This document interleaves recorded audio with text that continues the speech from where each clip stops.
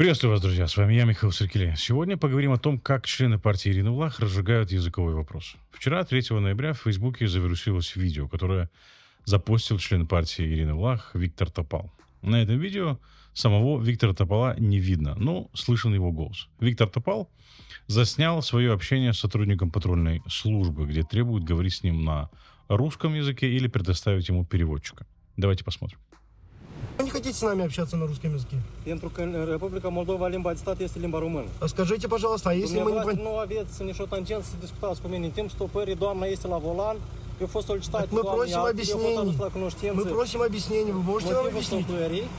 Doamna ne prezintă actele, noi verificăm în bază dacă actele sunt în regulă. А вы можете это все сказать на русском языке? Limba de stat în Republica А Moldova можете este limba представить română. нам переводчика, потому что мы не понимаем? Limba de stat este limba română, domnul. Скажите, пожалуйста, а вы нам можете предоставить переводчика? Господин полицейский, вы можете нам предоставить переводчика, потому что мы не понимаем, о чем вы говорите? Господин полицейский. Будущая звезда Фейсбука через 5 минут. Виктор Топал обещал патрульному сделать его звездой Фейсбука. Но звездой Фейсбука стал сам Виктор Топал. Друзья, самое время подписаться на наш канал, поставить лайк на это видео и помочь нам набрать 45 тысяч подписчиков к концу этого месяца. Помогите нам достичь этой цели, это поможет нашим видео попасть в рекомендации YouTube, а значит их увидят как можно большее количество людей. Что мы видим на этом видео с Виктором Топалом? Из контекста понятно, что не Виктор Топал за рулем. По словам патрульного, к Виктору Топалу нет претензий. Тем не менее, Виктор Топал требует говорить с ним на русском языке и предоставить переводчика. В чем пикантность ситуации? Пикантность ситуации заключается в том, что Виктор Топал – полковник службы информации и безопасности в запасе. Бывший начальник службы информации и безопасности по АТО Гагаузия и, как выяснилось, в ходе изучения его биографии, окончил Кишиневский государственный университет имени Иона Кряга по специальности преподаватель румынского и гагаузского языков. Также на странице самого Виктора Топала в Фейсбуке указано, что он учился в румынском университете Дунаре Дежос в Галаце. Ну, кто-то может сказать, мол, мало ли, где он учился. Может, просто стоял в очереди за дипломом, а язык так и не выучил. Может, он в очереди за дипломом не стоял, но по-румынски он точно говорит и понимает, чему есть видео доказательства. Это же Виктор Топал в этом году перед выборами в парламент набросился на журналистку Зиар Улдигарда Наталью Захаревскую. В момент, когда Наталья Захаревскую задавала вопрос Ирине Влах о ее связях с Илоном Шором. И там Виктор Топал свободно говорил на румынском языке, не заикаясь, не запинаясь, и говорил очень бегло. Давайте посмотрим.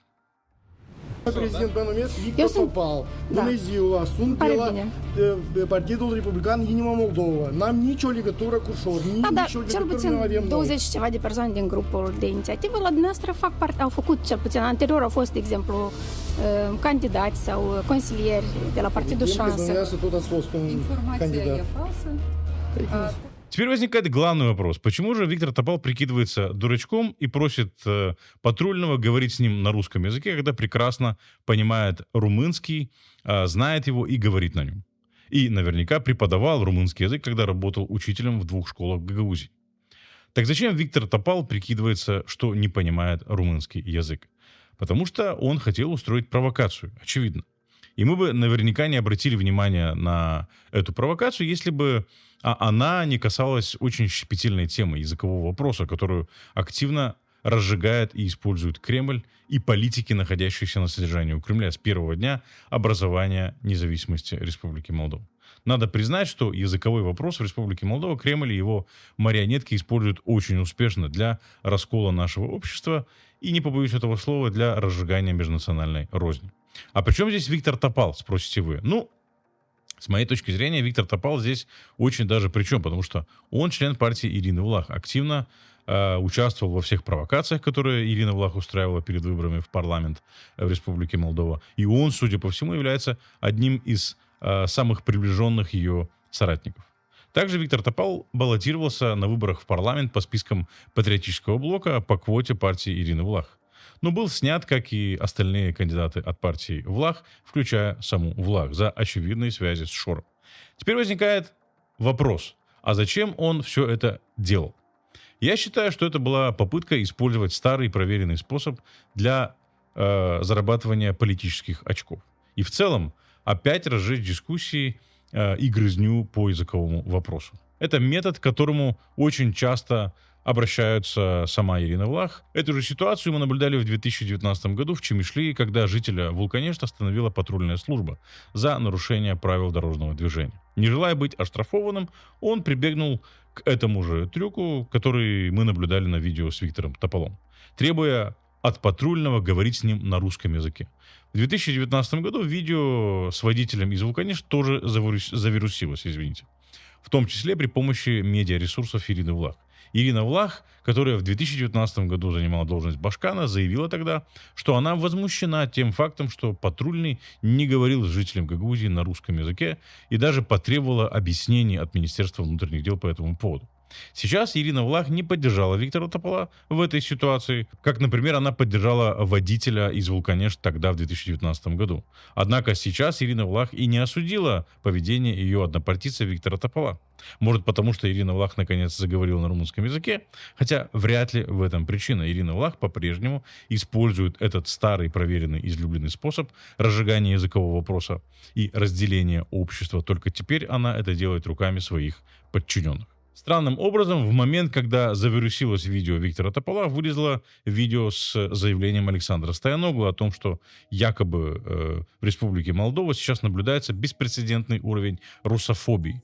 В качестве доказательства Александр Стояноглу привел какую-то статистику, где, по его словам, в Республике Молдова 60% населения говорят на русском языке и используют русский язык. В качестве доказательства он привел банкоматы. Мол, 60% жителей страны выбирают в банкоматах русский язык на интерфейсе. Такие вот банкоматные исследования у Александра Стояноглу. Случайно ли эти два видео вдруг появились в социальной сети и начали раскручиваться прокремлевскими помойками, где главные герои — два пророссийских политика в Республике Молдова и оба гагаузы? Ну, называя их политиками, я делаю им большое одолжение. Никакие они не политики, просто мальчики на побегушках. Но, тем не менее, их заявления используются как информационный повод и повод для разжигания межнациональной розни. Если бы в Республике Молдова, как Стояноглу заявляет, была русофобия, возникает вопрос, стал бы Александр Стояноглу, который очень плохо говорит на румынском языке, кандидатом в президенты страны и главным соперником действующего президента Майи Санду? Опять же, называя его главным соперником Майи Санду, я делаю ему большое одолжение. Очевидно, что во второй тур он прошел, потому что для этого Кремль использовал и приложил значительные финансовые, политические и информационные ресурсы, чтобы он прошел во второй тур.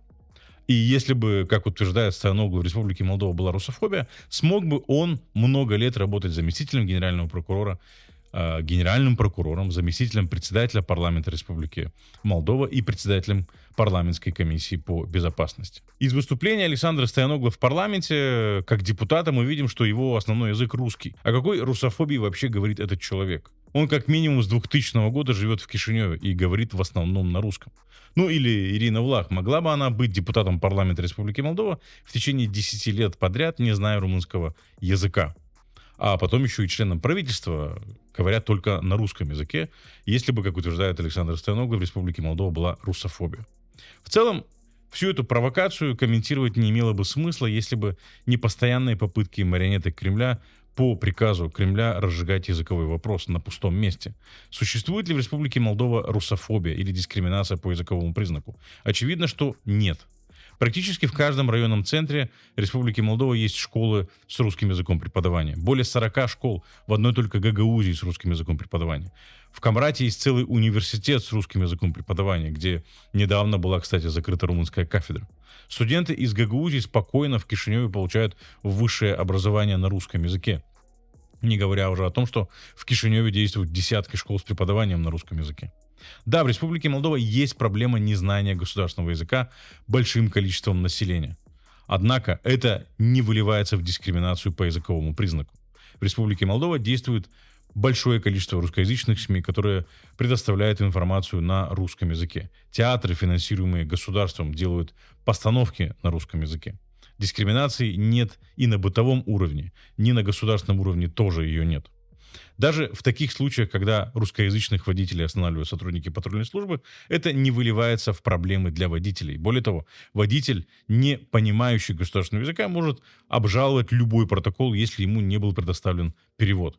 Русскоязычные граждане Республики Молдова защищены в подобных случаях и в подобных вопросах с точки зрения закона и с точки зрения процедуры, а также с точки зрения действующих практик. Часто вы видите подобные случаи в социальных сетях? Я нет. Такие случаи появляются только тогда, когда политикам нужно разжечь языковой вопрос и заработать политические очки. И очень часто, к сожалению, в разжигании языкового вопроса используют жителей Гагаузии или гагаузских политиков. Видео, подобные тому, что опубликовал Виктор Топал, безусловно, воздействуют на эмоции. Они также имеют цель удерживать сообщество, не владеющее государственным языком, прежде всего гагаузское сообщество, в изоляции. Мол, видите, как к вам относятся в этом государстве? Шлет сигнал Виктор Топал, который так и подписал свое видео. В таком государстве живем. Виктор Топал и Александр Стояногло, который вторит ему своей банкоматной аналитикой, выполняя заказ Кремля, не понимают, что подставляют прежде всего своих земляков в Гагаузии. В очередной раз провоцируя волну негативных комментариев и выставляя целое сообщество в неприглядном свете. Но, как написал один из наших подписчиков, Виктор Топал ведет себя так не потому, что он гагауз, а потому что баран. Сразу хочу извиниться перед баранами. Я не хотел никоим образом обидеть баранов таким сравнением. Друзья, чтобы бараны на нас не обижались, подпишитесь на наш канал и помогите нам набрать 45 тысяч подписчиков к концу этого месяца. До свидания.